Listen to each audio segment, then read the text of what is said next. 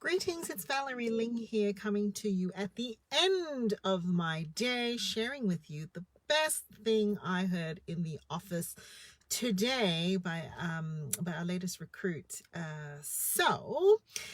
It's really messy at the office at the moment because we are trialing something really, really new that we've never ever done before. And we pretty much just invented it from the ground. And as I've explained to my team, I'm just someone who hacks. In other words, I build and I test and I keep doing it, and we will make lots of mistakes, and it is messy, and it is of course incredibly stressful for everybody on the team when they've got to do a little bit of guesswork, a little bit of trialing and error. It takes quite a high tolerance for mistakes and imperfections, and knowing that it's okay. The best creativity comes from just trying something. And our newest recruit, who was pulled in to basically jump in at the deep end, because the philosophy of the Center for Effective Living is, if you're going to be on the ship, you need to know the engine, like intimately. And so they were pulled in really to just jump straight in, get messy, and trial out this new thing. And at the end of the work day, I said, well, give me some feedback, because I gave them some feedback, and then I asked, then give us some feedback, or give me some feedback. What's this experience been like for you? And they said, I've never heard this before, but it really makes a lot of sense. They said, well, it's a lot like vacuuming the carpet when you have a long-haired cat. I do not have a cat. I'm highly allergic to cats. So I didn't really understand. And I thought, tell me more. And what he said is that you have the best of intentions to vacuum your carpet, and you put in the effort and it looks fantastic. And then the cat walks in and then there's hair all over it again, and just repeat the process.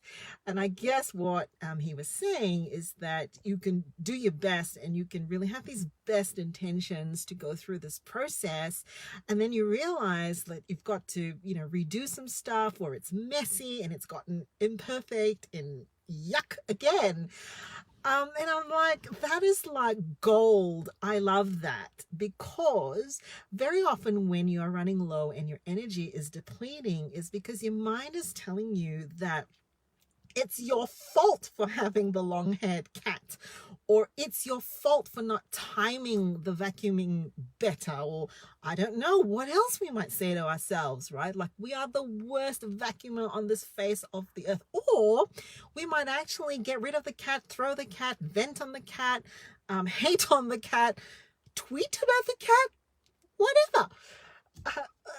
Or you can just look at the situation and say, it is what it is, and stay fairly neutral about it, and just say, look, today's kind of a vacuuming the carpet with a long-haired cat sort of a day. Perfect. Loved that mentality. As I said, it was right at the end of the day. And here's one thing I'd really love to leave with you, right? We can be so down on ourselves because most of the time, if you're running on empty, it's also because, oh, how funny. I've got my screen time to lock me out in 5 minutes. I've got to talk really fast now. We can get really down on ourselves because we just naturally gravitate to all the things that have gone wrong. Here's what I'd love for you to do. I'd love for you to actually focus on the little things that not have gone well, or that are a success, but that have just brought you joy or pleasure, or a sense of, man, I'm in the right spot, right? And it could be something very little. I was greeted today, for example, by our longest serving psychologist in the practice, who started with me when they were fresh out of university and has still been there.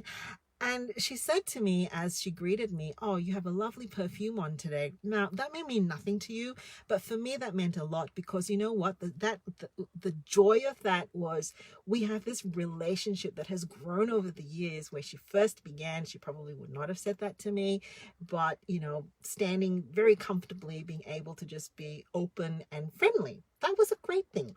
And my practice manager and I finished the day today in this very messy day of just naturally telling the story again of, wow, It's been a good day. It's been a messy day. A lot of things have gone wrong, but geez, it's been a good day because so and so grew, or so and so, showed such tenacity, or so and so was so positive about that.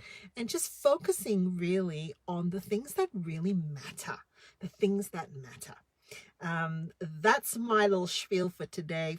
Facebook is going to be locking me out because my screen time is up for the day. I'll catch you later. Oh, the big reveal. Forgot about that. Very quickly, tomorrow, stay tuned. I'm launching a new service, a new space, a new social media platform called the Center for Effective Serving. What is that about? Stay tuned. Come and look up the feed and you will find out all about it.